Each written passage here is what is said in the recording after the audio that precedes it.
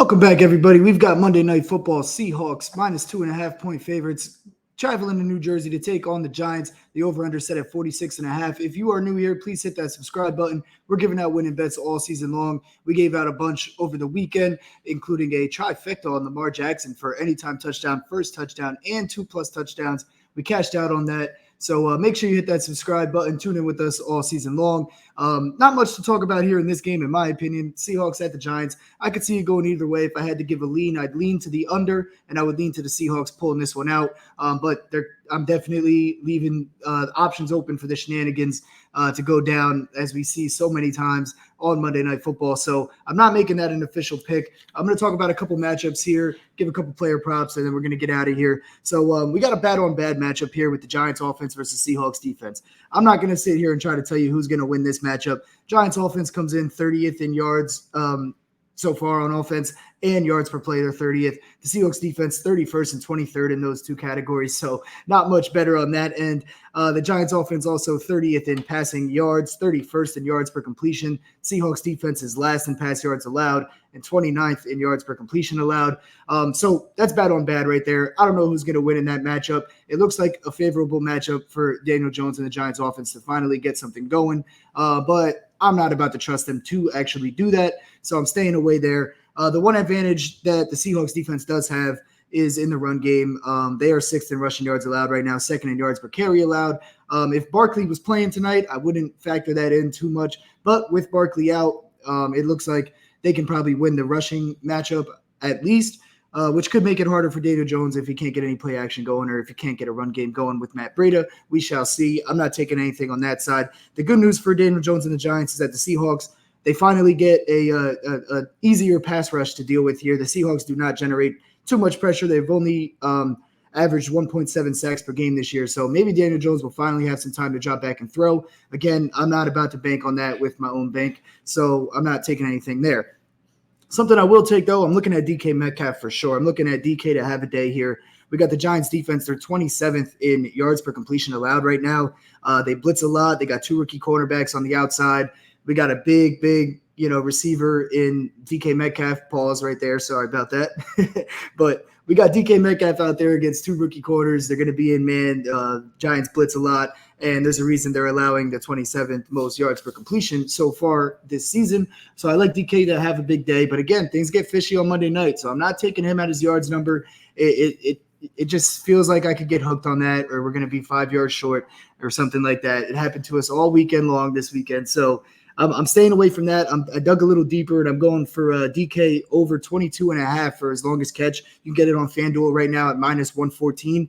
He's had 28, 18, and 34 in the 3 games so far this season, and the Giants have allowed at least a 23-yard pass in every single game. So hopefully tonight it's 2 DK on the outside like we were just talking about there. One thing that also helps me believe that Geno Smith and DK Metcalf will be able to bring this bet home is the fact that the Giants, they have no pass rush.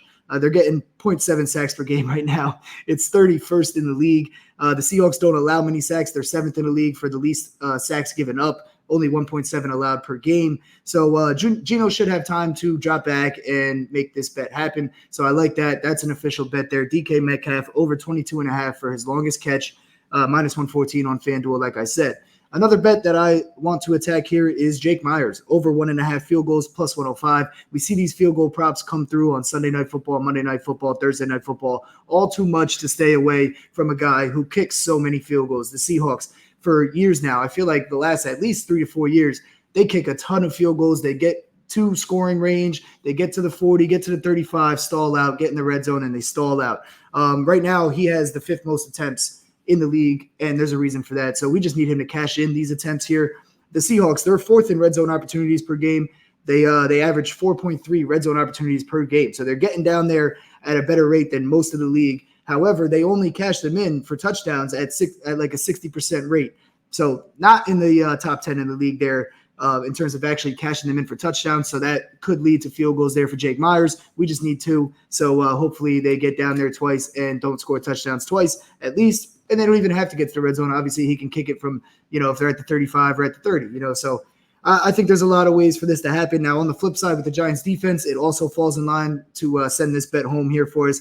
The Giants, they allowed the 4th most red zone opportunities. They're also allowing for red zone opportunities per game. So it's pretty even matchup there. That's good on bad right there. That's something we can actually take advantage of, unlike the Giants offense versus the Seahawks defense where it's bad on bad.